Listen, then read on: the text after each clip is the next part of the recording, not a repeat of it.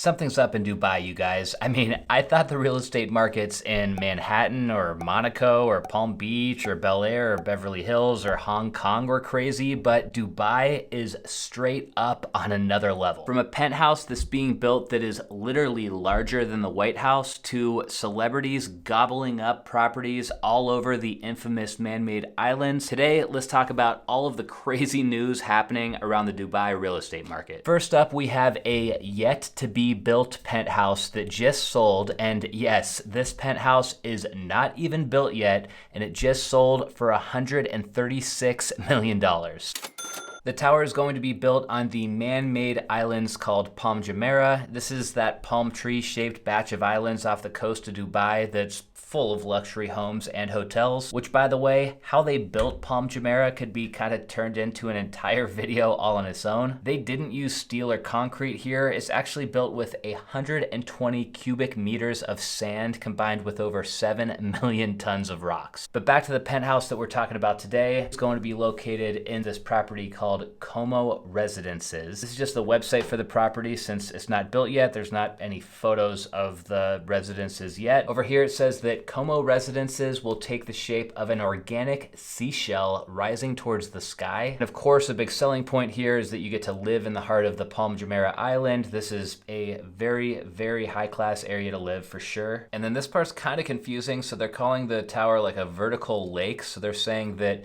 they're sculpting this tower into a series of vertical lakes, including a variety of communal pools and a selection of exclusive private pools. And then check it out. So you can see what they're saying. Like, there's a huge pool here at the top of the tower.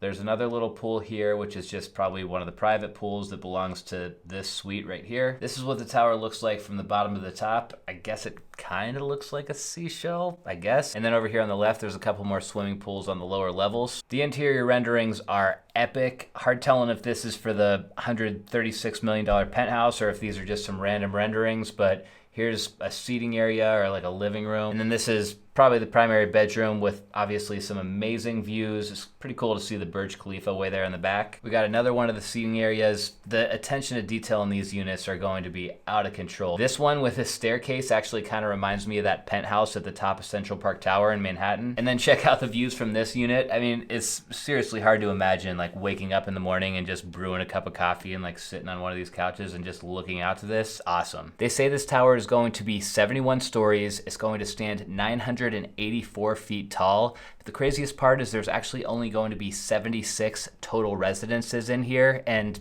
the residences aren't going to be available to move into until the year 2027. By the way, shout out to anybody out there who's still watching this video in 2027. A local Dubai real estate agent says that this is a very exclusive property and this penthouse unit is very much a trophy asset. And he also said there's not really any large-scale penthouses like this around Dubai right now that are currently available, which is why some buyers are okay with buying something that's currently under construction. Google Earth shows us where the Como residences are going to be on the Palm Jumeirah, and based on these images from a few months ago, they have cleared the site, but they haven't even started going vertical yet. If you could spend $136 million for a penthouse in Dubai that's not even built yet, or you could have spent $141 million for the one in Bel Air, which one would you guys go with? All these people in Dubai who are buying properties like this are clearly great business people. They're making big moves to be able to afford homes like this. But from what I've learned from different people in my life who are working on their businesses is that the most challenging part about being an entrepreneur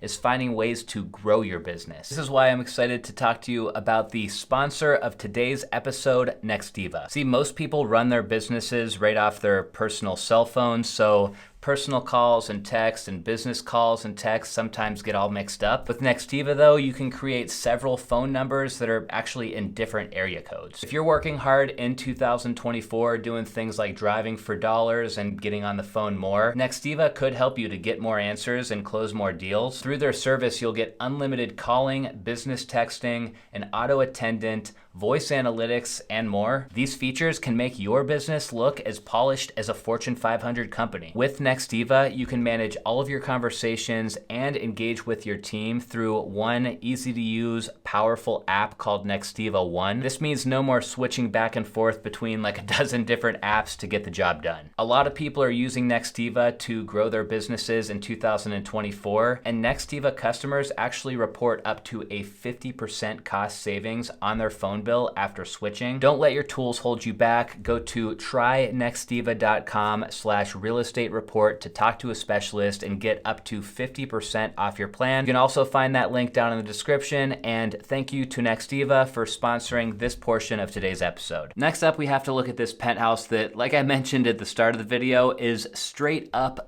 bigger than the White House in Washington, D.C. This place is 77,000 square feet, and they're asking 600 million dirhams for it. Yeah, dirhams? I think that's how you pronounce it. Anyway, 600 million dirhams equates to 163 million US dollars. And let's be real, I don't even know why they're calling this place a penthouse. This is basically a mega mansion that just so happens to be sitting at the top of this hotel. The news release says that this unit is the largest private residence in Dubai's real estate history, and it's located at a place called Raffles, which is also on that palm tree shaped island that we just talked about, Palm Jumeirah. At first, I was kind of confused about the state of the project. There's a bunch of information online that was a little bit conflicting to me. The article on Mansion Global says that this penthouse won't be finished for another 15 months. A few other websites just show renderings as if the property is not even built out yet, but Google actually has tons of reviews for the hotel portion, so clearly part of the building is up and running. Plus, I went on to Google Earth like I always do, and it shows us here that the resort is definitely 100% built.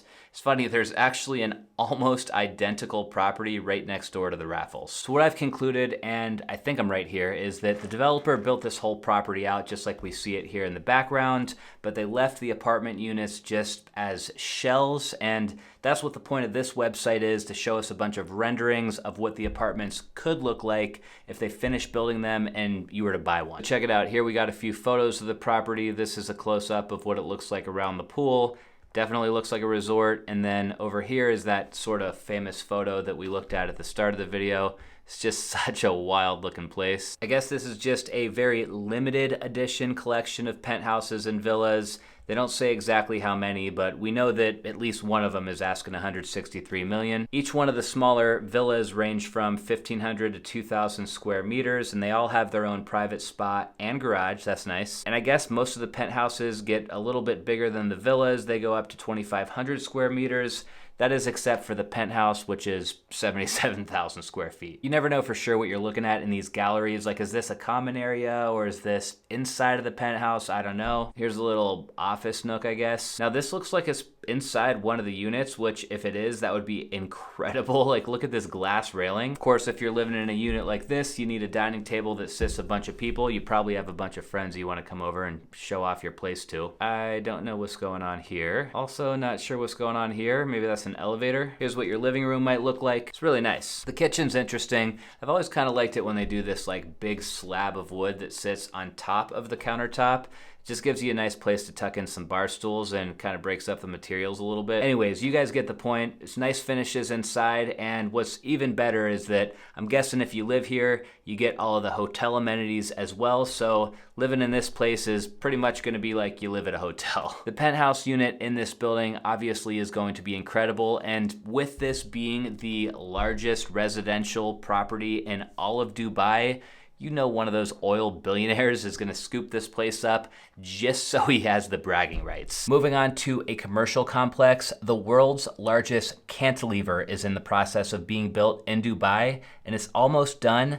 Dazeen got their hands on some awesome photos of the construction progress. The buildings here are called Za'abeel, I think is how you pronounce it. They're a pair of skyscrapers that have a 225-meter skybridge connecting them that they named The Link. Dazeen says that the entire project is set to be completed within just a couple of weeks. The skybridge is going to have an infinity pool that runs the entire length, plus it's going to have a bunch of restaurants and shops. And as you guys can see in these progress photos, The thing is built entirely out of steel and glass, which is pretty much the only way that you can make a big cantilever like this work. Amazing. A big reason why there's so much money in Dubai is the oil industry. That's no secret, but it's not just oil billionaires who are buying all these properties. Celebrities are buying properties out here too. Cristiano Ronaldo just allegedly bought a compound on what they call Billionaire's Island. This area is officially called Jumeirah Bay Island, and this is one of the most exclusive parts of Dubai that you can live in. There's only 124 sea-facing villas on the entire island at this time. And of course, this is another one of those man-made islands. This one is shaped like a seahorse. Villas around this island are definitely pricey. The cheapest I could find was around 25 million US dollars, and it's not clear which villa Ronaldo bought, but as soon as these reports started to come out, he did make a statement denying the claims that he bought a property in Dubai. It's pretty common for millionaires and billionaires to try to shield their identities by buying properties like this through shell corporations,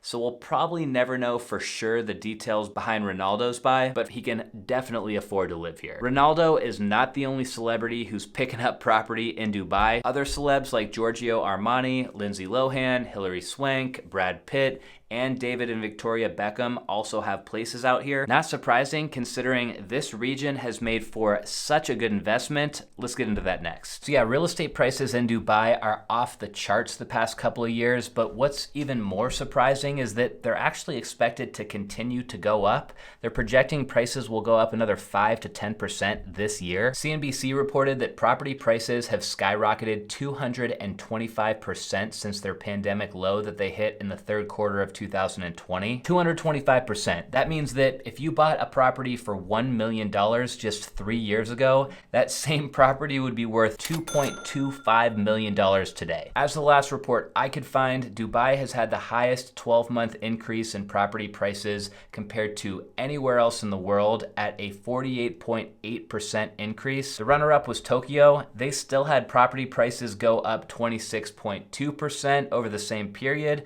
but that didn't even come close to Dubai. Apparently, a big reason for this recent run-up that started after the pandemic was fueled partially by Russians looking to shield their assets, then also some crypto millionaires, and then some rich Indians seeking homes as well. I've never been to Dubai before. I'm sure it's great. I'm definitely gonna go there someday, but there's one thing that kind of stands out to me as a huge drawback about Dubai, and that is the climate. It just gets really, really hot out there. Like if you look at the weather averages, it's really hot in Dubai almost year round. There's only a few months out of the year where you have that dream weather of highs in the 70s and lows in the 50s or 60s. If I was dropping tens of millions of dollars or hundreds of millions of dollars on a second home, I don't know. I think I would rather be in a little bit more of a moderate climate where I could go visit my awesome property a little more often. That's a wrap for today's episode. Let me know what you guys think down in the comments about this whole Dubai real estate situation. And also, if you're not subscribed, remember to hit subscribe before you go as well.